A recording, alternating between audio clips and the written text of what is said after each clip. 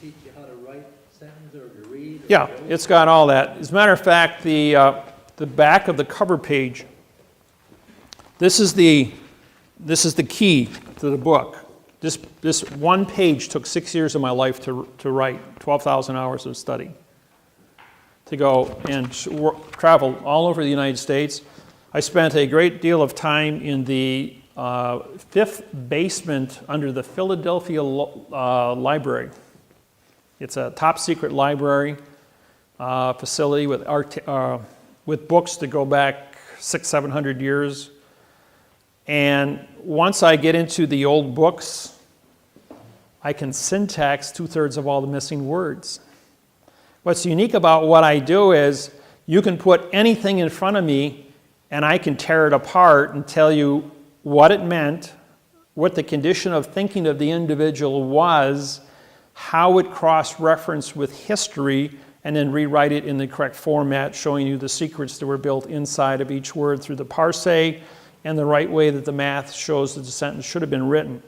Even if a person wrote a sentence incorrect, I've memorized the book on synonyms, the book of parse, the dictionary, Encyclopedia Britannica, World Book, rules of trusts writing, and with that amount of cross-referencing as a historian, also did 12 years on genealogy, knowing where the planet started from and how the different ethnic groups have moved across the planet with 13 tribes and how they've interfaced with each other.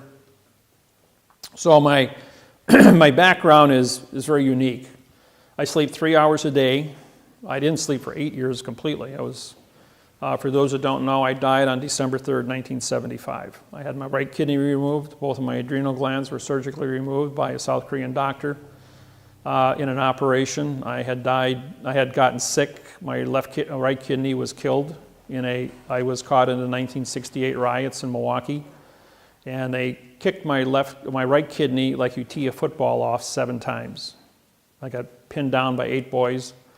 After I got out of work, I had arrested one of them for shoplifting. I worked at Sears and Roebuck. I was 18 years old. So his little gang of guys jumped me when I got out of work at 9 o'clock at night, and they tried to kill me. They killed my right kidney. And it took 7 years before it finally knocked me down. Even though it was dead inside me, my body had created a callus around the kidney. It was about the size of my fist, and it was just black tissue.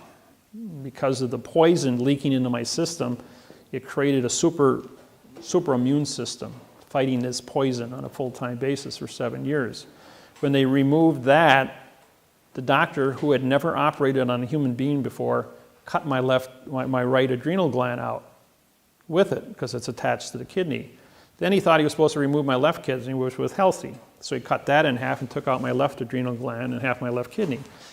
Well, it left me, I went into anesthesia shock and I was flatlined. I died on the operating table. They couldn't jump start me, and I wound up in a morgue, cut in half with my heart hanging out of my chest for 35 minutes without a heartbeat.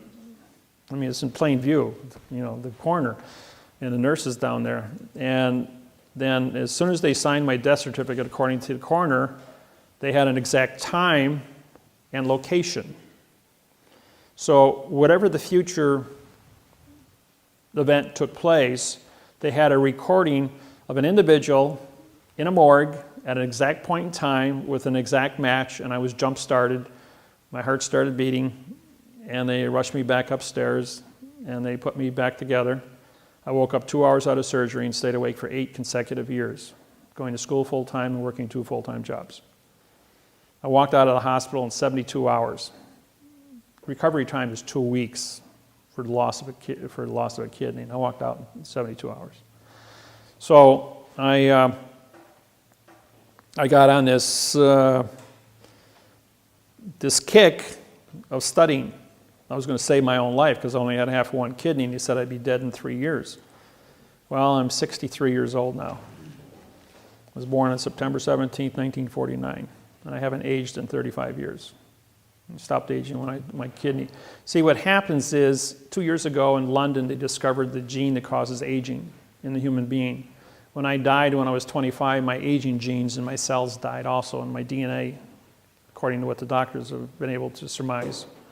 So my aging gene, because it's gone, I stopped aging at the age of 25. I've probably aged 5 years in the last 35, 38 years. So like my cousin who was 114, I probably will live to be still be young like this when I'm 100 years old, which would be cool. But it's with this program being as unique as it is, and so important to the existence of this planet and all species on this planet. It's unique that I was chosen with this as a meek person. Now, what does the word meek mean to you? Some people say it means timid or shy or weak. The word meek means I have absolute power over all things on the planet. And I have discretion. In other words, I'm a teacher. That's what the word meek means, that I have absolute power, but I teach people. I don't hurt people with this technology. Even though I am the judge prosecutor, because the judges are the ones that go out and harvest the people, I sit down with the judges and I say, listen, here's your signed confession. You can choose 30 years in prison, or you're the guy that you buried the bodies, now go dig them up. Or retire. That's it. You got 3 choices. Because if you think you're going to continue, ain't going to happen. So, and that's unique. And I have a lot of people all the way across the world at the top of the food chain, ambassadors, presidents. I was elected King of Hawaii in June of 1997. That's not a joke. The 72 Hawaiian families got together and they elected me the King of Hawaii. But I am a king over one thing: parse, syntax, grammar. Now, grammar controls contract. So all contracts, treaties, and trusts with the United States government and the Postal Service are a result of what is written on paper. I don't interfere with any culture on planet Earth. I don't interfere with any political organization, religious beliefs, nothing. My sole purpose is contract. What is a preposition? What is an article? What is a fact? Or I should rephrase it. What is a position? What is a lodial? What is a fact? So when I was elected king, I was a king of contracts. That anybody, any 2 people, any 2 tribes within the Hawaiian 72 tribes. Same thing with the 1,200 Maori tribes and the 3,460 tribes of Australia. I hold those positions also. That I was elected into a position and adopted by their tribal councils to be in charge of contracts. And countries all over the world have asked me for help in the suppression that they've suffered from one country taking over their country. Take Ireland, for instance. In July, I did a radio show for the Irish Republic on their by internet radio. It was supposed to be a 20-minute spot, lasted 2 hours and 45 minutes. When I got off the radio, the next day my phone rang, and it was the Irish Parliament called me and said, could you write a constitution for us? And they said, how much time do you need? 3-4 months, they said. I says, how about tomorrow afternoon? He says, you're going to do a constitution for us in 1 day? He says, yeah. I says, I'll deliver it to you tomorrow. It'll be 59 paragraphs long. And I did. Overnight, I wrote them a constitution, supplied it to the Irish Parliament. They took 2 days to pore over it, voted on it unanimously, took it to the London Parliament, and London Parliament pored over it for 3 days. And in August, I think it was August 2nd of 2011, Ireland received their independence for the first time in 660 years from England. 2 days after that, Queen Elizabeth was on BBC announcing that all United Kingdom constitutions were null and void because I syntaxed them. She pulled my passport for New Zealand and Australia, so I syntaxed her constitution disqualified the United Kingdom worldwide. When they pulled my Canadian passport, I syntaxed the Magna Carta. It was sold at Christie's of London for $6.7 million as a historical document with no value. When the United States Congress, Senate, Legislature, and Supreme Court gave me a hard time here a couple of years ago, I syntaxed the Constitution of the United States of America, wrote a new constitution for the United Nations. And now the Constitution, the Bill of Rights, and the Declaration of Independence is going to be auctioned this year in Washington, D.C., because it's a historical document and has no value. Benjamin Franklin was a triple agent, French attorney working for the English crown to capture the United States and give it back to England, which he was successful in doing through adverb verb. When I did a seminar in Atlanta, Georgia, for 72 people, we had the senator from Georgia. He came to the seminar along with several Supreme Court judges from Georgia. I said to him, you know, you guys had a civil war down here. And Grant went ahead and he and Lee got together and you guys signed a surrender treaty here. I said, a syntax that's written in adverb verb doesn't say anything.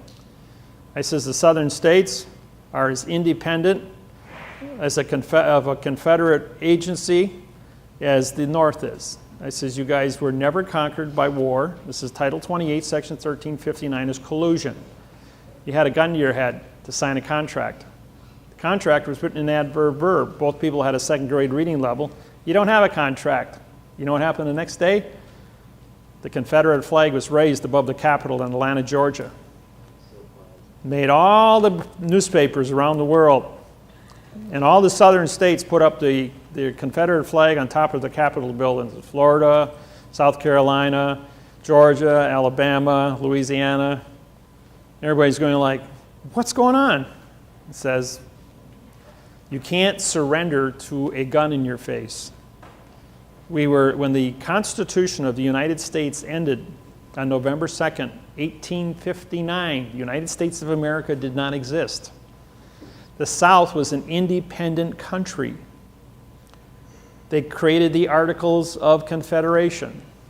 Article was a pronoun, of is an adverb, making confederation a verb. That was a lie.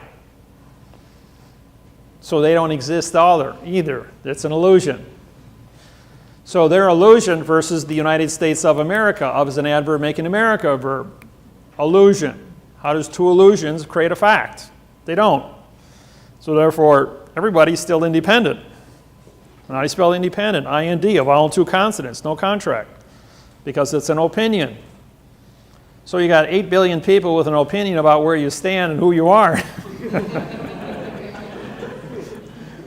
So when they put up the flags, the United States Supreme Court came back and says, we don't have jurisdiction. And they were right.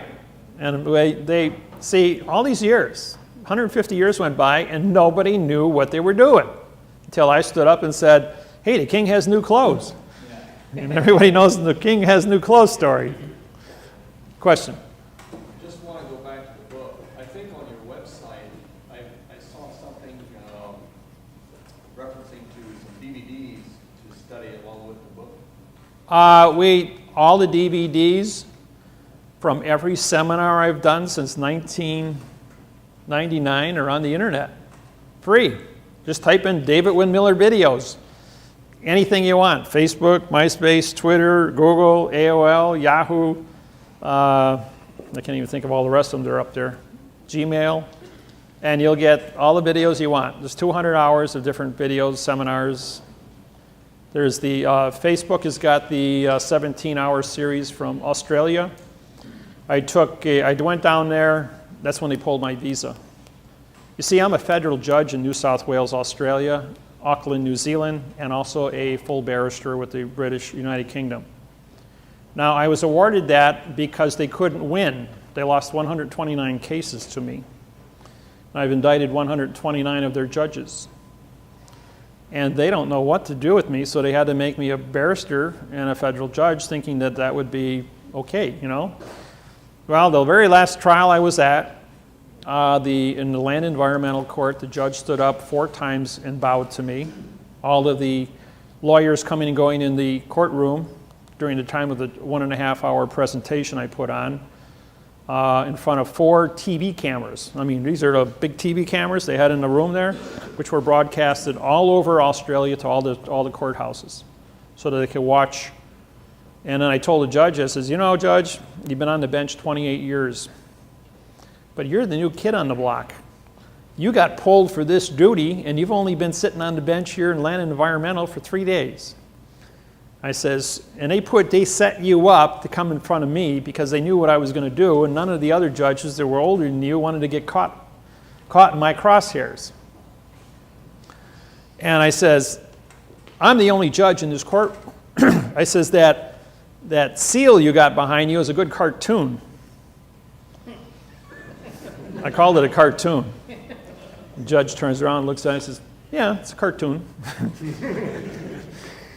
The first day I was in court with these people, underneath the seal of all the courts, they have a ribbon. And the ribbon has words on it. Between the words, they have dots.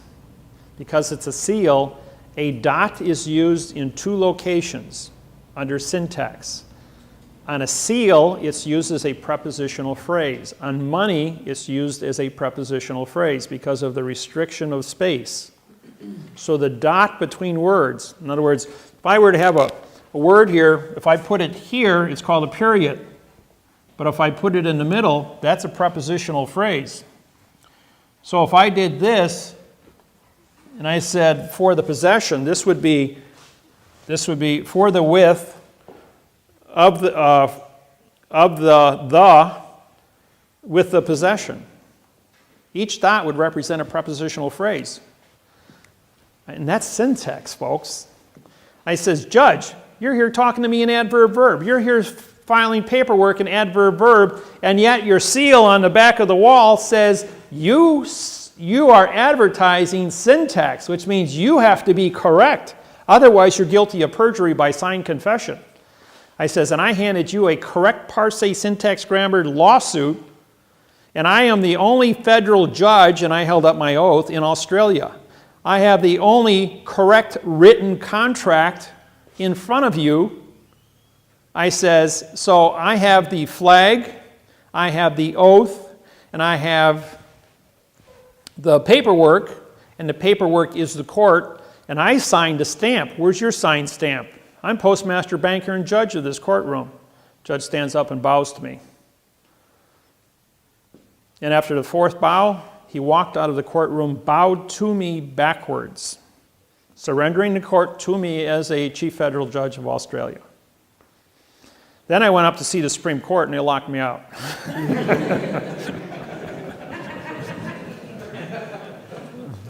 So they wouldn't even, and then 2 weeks ago I was in Honolulu, Hawaii. I walked in the federal building, and the guard goes, "You're Judge David Wynn Miller." And I goes, "Yeah." He says, "I got a flyer on you." He says, "You're not allowed in the building." he says, he got on the radio and he called the marshals. He says, you can only be in the building if the marshals are escorting you. So I had 5 more, the guys that run the metal detectors, 5 more sheriffs come walking over. And they're all standing there in front of me with their arms folded. I says, "I must really be a dangerous person in your courthouse here." He says, "Well, you're here to arrest our judges." I says, "Yeah, I have warrants for 33 judges in your courthouse, signed by the United States Supreme Court and the World Court at The Hague. I'm the chief judge of Hawaiian Islands, federal judge." I says, "You guys are only district, which is demon god of the underworld for trickery judges." I says, "So you don't have any standing here." I says, "I've got the only standing." I says, "Not only that, you anchored your vessel, which is your courthouse building, on our island." He says, "I'm the elected king of Hawaii, and you've got your vessel anchored on my island. Do you have a drogue law?" That means to anchor. "In the correct parse syntax grammar to anchor your vessel on my island?" "I don't think so." "Do you have a sea pass, SEE, to pass through our borders? Do you have a sea treaty, SEA, to move your vessel amongst the sea of space?" "You don't have any of these treaties?" It means you're trespassing. I says, "And I've got warrants for your arrest." So then 3 marshals come down. "Yeah, what are you doing here?" I says, "Well, I'm here to see the U.S. attorney here in the courthouse." I says, "I'm going to indict Judge Kobayashi over in Maui for treason." "All right, we're going to have to escort you upstairs." So I get off the elevator, and there's 5 more marshals, 2 City of Honolulu sheriffs, and 2 City of Honolulu police officers. plus 5 rent-a-cops. So we got 14 people standing in front of me. That must be a really dangerous guy. You're here we're going to have you indicted for harassing our judges. I'm going, well, first off, they're not judges. They don't have an oath of office. Number 2, I have warrants for their arrest. Number 3, all of you gentlemen standing in front of me don't have an oath of office to carry a gun or a badge. I says, I syntaxed it. I says, I have my oath with me. I says, and I was elected as the king in this, so I have diplomatic immunity. I'm a sovereign. I'm the only sovereign in the United States. I have my own country. My own country, and guess what the land of my country is? The land of the courtroom during the time of contract. No one has ever claimed the land of the courtroom during the time of contract. So every courtroom I go into on planet Earth is my country on planet Earth because I was appointed to me through the United Nations, where all 200 countries treated with me, saying when you come into a courtroom, you are the senior chief judge under land of the contract, and because your contracts are written in quantum grammars, which creates the constitution of the land of the contract. The courtroom. And the courtroom is not a geographical location, it's paper, folks. The land of paper is the contract. Because the contract of paper is not bonded to the room is just a point of convenience. So, what is a courtroom? A courtroom is a piece of paper. And the words on the paper are the thoughts. Hold a thought in your hand, show me the three-dimensional object of the thought. So therefore, the understanding of the courtroom is the correct parse syntax grammar on paper in a geographical location that is neutral called the land of the courthouse or the land of the courtroom. Now, let's say we were in court today. And every person in this room sat here in front of me with a different contract, one for divorce, one for trespassing, one for shoplifting, one for traffic, drunk driving, underage. and as a result of that, does your contract for traffic have anything to do with his divorce or his marriage or his trespassing? The answer is no. So each one of your paper contracts that you have is a vessel in a sea of space. And your name is on that document. Therefore, that is your bill of lading, your passport to be in the closed area called court. And the condition, the contract, the words on that document, if they're written in adverb verbs, say nothing. Therefore, they're called art, A-R-T. Vowel and 2 consonants, no contract. How do you spell ink? I-N-K. I-N means no, K is knowledge. You have no knowledge because you put ink on paper in adverb verb. They've been advertising in plain view to all of us throughout your entire life. And just like all the pictures on the wall here, they're all in a box, which is called framing. And framing is a box under 4 corners, which is an enclosed area and can't be considered, so you can't be insulted by any one of the pictures or have any subjective interpretation as to the condition of what the people look like because they're in a box. The lawyers and the attorneys and this whole thing about syntax is in front of you every place you go and everything you do, all the time. The unique thing is that we are here, and I'm talking to you in real time, and we're all on the same plane, P-L-A-N-E. That means you can see me and you can hear me. Now, sheet of paper. I just disappeared. You can't see me anymore. I'm on a stage. Even though it's 2/100 of an inch thick, called a piece of paper, I changed my plane. I just disappeared. Now I'm on a stage. On a stage, you can't see me. You can't hear me. You can't be insulted by me in any way, shape, or form. It's only your subjective interpretation as to what you see and hear now. That's why actors, Federal Rules of Civil Procedure 44.1, all judges are actors. And they're on a different plane than you are. Therefore, you can't see them or hear them. That's why they're immune, because they haven't said anything or done anything. Now, who sits in front of the actor on the stage? The clerk of the court with the computer. And what do you see her do? The whole time the judge is up there with his computer screen. He started typing here like this. He's telling the judge what to do because she's on your plane and she's the puppet master and he's the actor being told what to do. So the clerk of the court, who takes the paper? Right. Who takes the